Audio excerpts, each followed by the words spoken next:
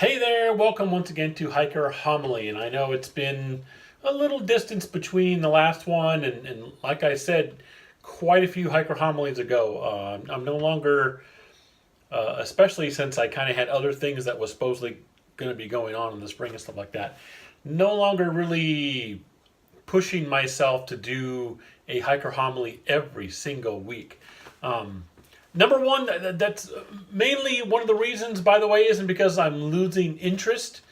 It's more for anyone out there who's watching.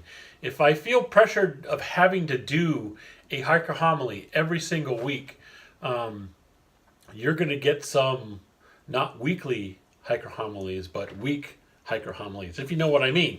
It's just, if I have to come up with a topic every single week, it just you're bound to start getting ones that are just like, okay, that really wasn't very good. It wasn't, it was kind of forced. I kind of had to just like come up with whatever because it's a week. I have to get a hiker homily out. So that's one of the things I wanted to touch on with this hiker homily, to let you know, still doing it. And with spring coming up, if the weather will start to cooperate, because the last couple of days we've actually had major downpour here in California, Northern California. Um, I plan to be getting out there more and things like that, but I'll get into that in a minute because there's a couple of things I wanted to kind of touch on. But yeah, I'm not really doing a hiker homily by pressure every week.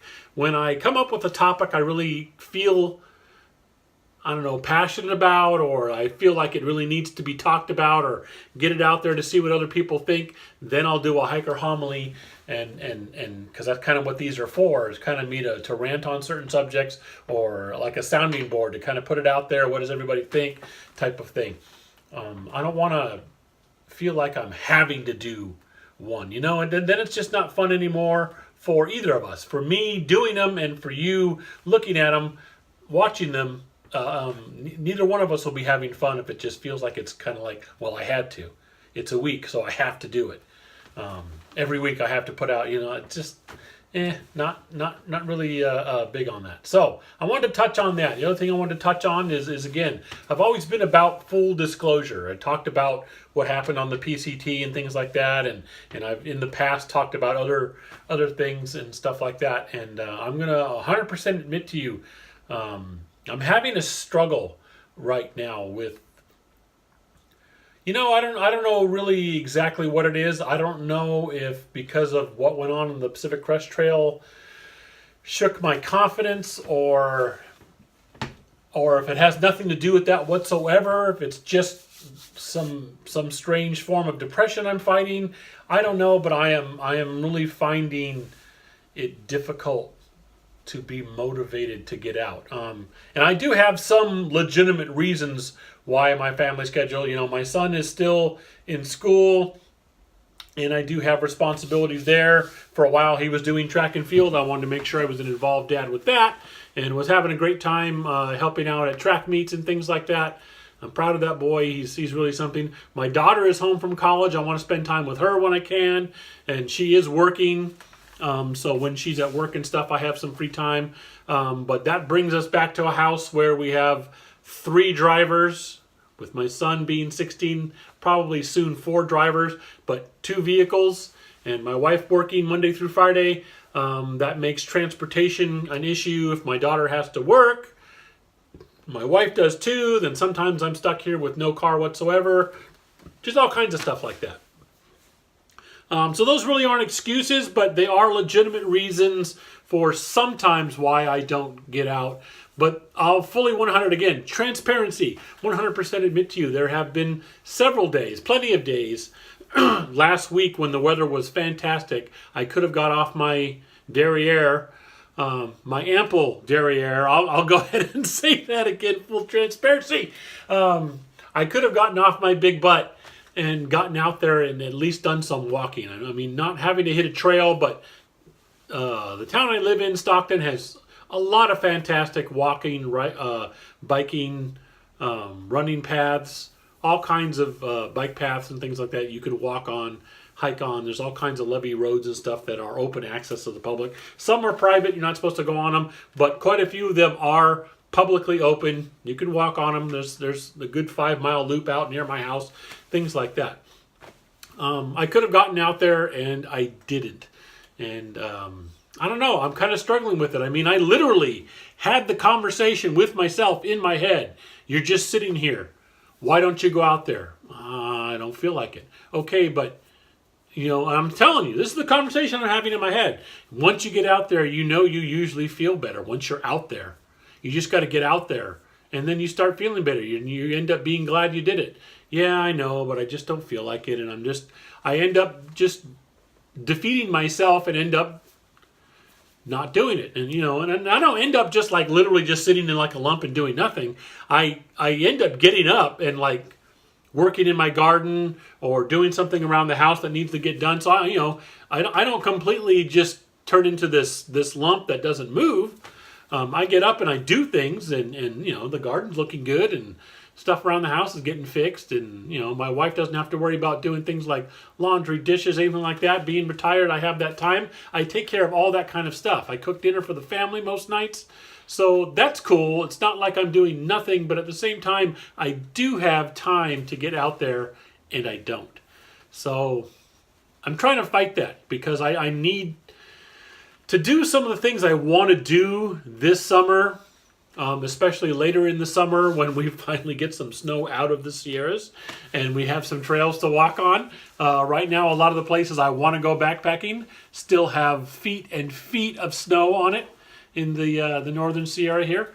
But it's a lot of the things I want to do. I need to get my legs going and exercised and get myself in, I'm not expecting to be Olympian level shape by any means, but I do need to get used to walking every day and all that kind of thing again, because I had myself up to that level for a while, and now I've kind of let it go. So I got to get back there and get used to that kind of situation. Well, I'm sure not going to do that if I don't get out there and walk, right? So I am a little concerned about that. And then the main thing I wanted to talk about for this hiker homily is there was a tragedy on the Appalachian Trail. We had a actual homicide take place. For those of you who don't know, you're not keeping track of the news, and it happened back east, so maybe it didn't reach here the regular news. But if you're in the backpacking community, you've heard about it. And on the Appalachian Trail, we had a guy who was acting bizarre. He was making some threats. He'd even been picked up on threats, but I guess wasn't taken seriously. And whoever had arrested him originally let him go. And he went right back to the trail. And when he got back out there, he made good on his threats. He attacked a group of hikers with a machete. He did murder one person. And I'm going along with just like with some of the school shootings and any other kind of tragedy. I'm not going to put his name out there. He's an a-hole. He's a monster. He doesn't deserve any recognition. So, if you really want to know his name that badly, you can Google search the news reports for the Appalachian Trail homicide. Yeah, so one person lost their life. A couple of people were injured badly. And it's just one of the things I started to think about is, there's all kinds of chatter online of, oh, it's this and it's that, and things weren't that way in the past and stuff. And it's like, my take on it is just like last year on the Pacific Crest Trail, we had a group of, I believe they were local search and rescue workers, our local search and rescue crew, training on the Pacific Crest Trail when they were robbed at gunpoint. And they were not deep in the wilderness, but they were accessible within a few miles of a large road. And so somebody knew they were going to be out there. They went out there and took all their equipment and stuff at gunpoint. And you're starting to see stuff like that more. We also had kind of a weird thing going on last year where there was a guy who the news wasn't clear. We never really did find out, but this woman kind of met up with him on the trail while hiking the PCT, and it turns out he really wasn't a very good guy, and he kind of ended up kind of forcing this woman to stay with him for quite a long time on the trail. And I don't have the details, so I don't want to get into that because I don't want to put misinformation out there. But I do know that basically this guy, was out there and he was using the trail to basically be predatory, and found someone he was able to manipulate and frighten enough that he was able to keep hold of her apparently for quite a while, most of a summer at least. So is this really an upswing in issues? Yeah, I guess I technically think it is, because I don't, trail popularity, and that's the main topic I want to talk about 11 minutes into this video, is a two-edged sword. It's a good thing in that the more people who realize how amazing this hiking stuff is and backpacking stuff is, it helps the industry. That helps more of these cottage startup merchants to get going, and that's really cool. It helps the bigger businesses too, like REI and Sportsman's Warehouse and some of those places and things like that. I don't want to put a whole bunch of names out there because I'm not advertising for them or anything. I'm not sponsored by any of them. That's just some of the places I go. So, stores like that, it's good for them. The cottage industry is good for them. The more hikers there are, the more popular it are. It actually can be good for the trail in the way of the more people that get out there and see it and decide, this is amazing. I love this place. The next time they hear, hey, this place is threatened by such and such development, there's that many more people ready to up in arms and fight for it and say, no, you can't do that there. Don't do it. Instead of the smaller group of voices, you've got a bigger group of voices saying, don't you do it. And that could help stave off that kind of area being destroyed or impacted and stuff like that. Popularity on the other edge of the sword, however, means that there's more people out there possibly doing damage to the trail.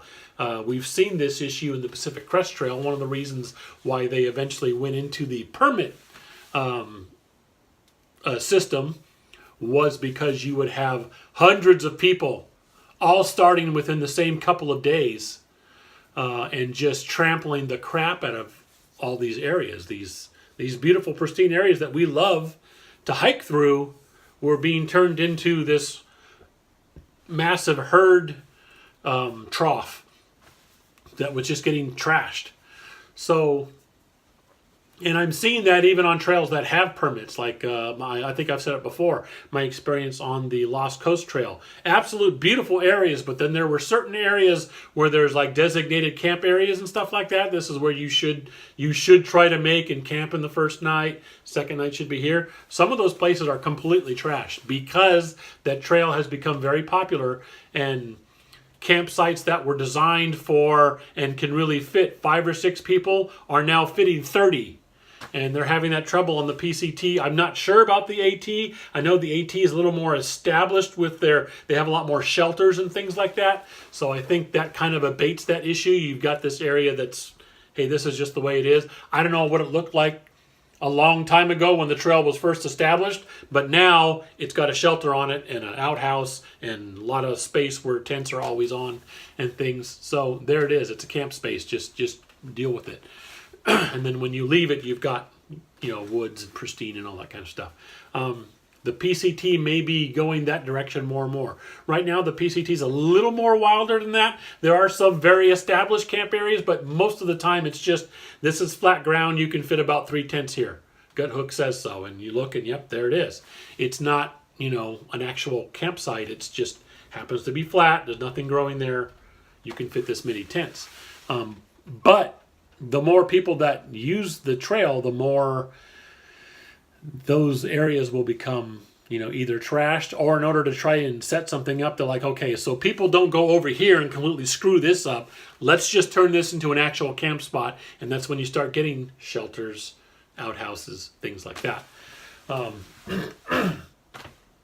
But the other part of that, the other on the negative side of the two-edged sword, is the more people that know about this whole hiking community and the trails and things like that, there is that more percentage chance that some of those people are going to be not really there for the hiking, shall we say.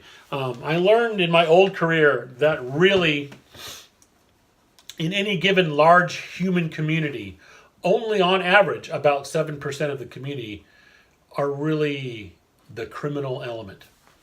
Most people, I mean, you're going to have crimes of passion. Someone who's just your normal everyday guy walks in on their spouse and someone else and gets crazy and attacks them and gets physical, or maybe murders, or, crime of passion, in other words. That's going to happen, things like that. But actual people who are constantly, that's all they're thinking about. I want to steal that. I don't want to earn anything. I'm going to steal it. And if it's illegal to sell it, I'm going to try and sell it because I can make a buck because there's some demand for it. Things like that. The kind of people with that kind of mentality are only approximately 7% of any given community. Okay? So that's actually not that bad. That's kind of a small number, And so it really takes a large number before you start having an actual criminal element in any kind of like a large city and stuff. So when you get a city of millions of people, 7% of millions is, a lot, thousands. So yeah, you've got a criminal element now, okay? So we haven't had to worry about that too much on hiking trails, but now that we're getting up there into the thousands of hikers every year, thousands of people now have discovered the hobby of hiking, and not just the Pacific Crest Trail, but all the areas, just even day hiking and stuff. Thousands and thousands of people, we are now figuring out that, okay, well, that means that a certain percentage of them, let's say 5%,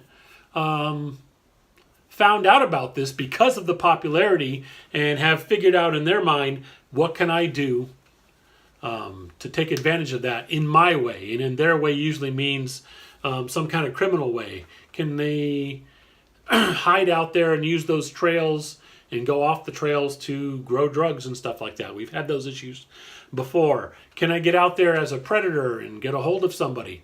Can I, like this one person did in the Appalachian Trail, take my insanity and aggression out on people, maybe even commit some crimes or a murder?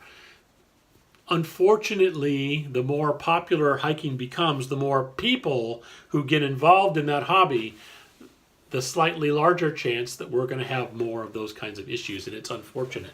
So that's why I say it's a two-edged sword. Popularity is good, and this can go for almost anything besides hiking.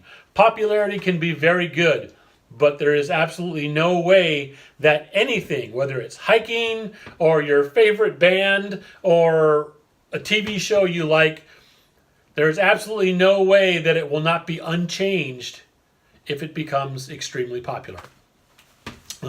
And so hiking is no exception to that rule whatsoever. The more popular hiking becomes, the more chance there is that hiking itself will go through a change. And that change will be certain areas will incur more damage from the people.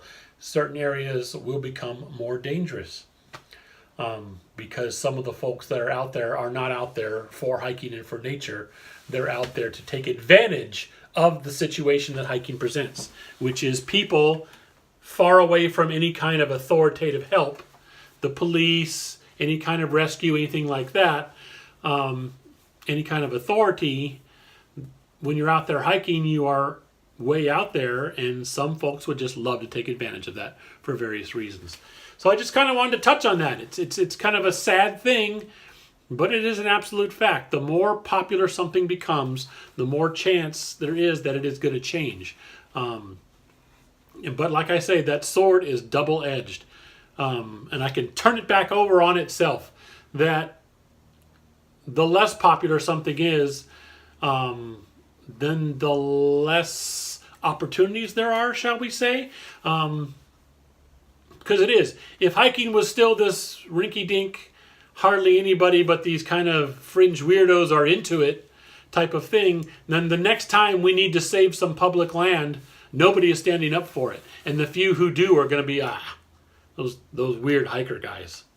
Those folks who like to hike, yeah, whatever. We're not going to put this land aside for public land.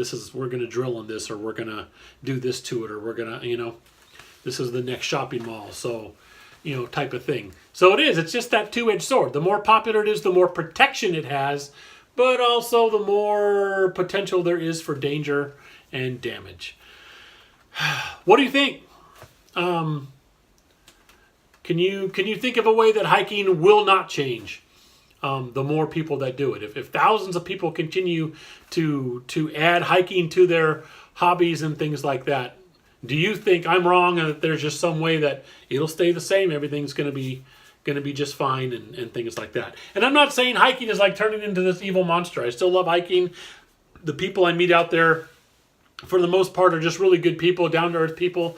It's awesome and things like that. And I'm not saying that it's going to change for the worse, because even like my example of the Appalachian Trail, people have a great time on that trail. And by all accounts, I've never hiked it. It looks like an amazing trail. So yeah, it's got its more established camp areas with shelters and all that kind of stuff, but that hasn't changed it from being an amazing experience to hike that trail. Anyone I've ever talked to that's hiked the Appalachian Trail has said it's amazing. It's just fantastic. I've never talked to somebody who said they hated it, who hiked the entire thing. I mean, you're going to have a few people that, made it only a couple of days in and, I can't stand this. But that really isn't the trail. That's just how it is. So that's not the change I'm talking about. I'm not saying that hiking will stop being fun. I'm just saying that there's just more potential there the more popular it gets for certain changes that may rub some folks the wrong way. So, or may create dangers like we're facing here and there.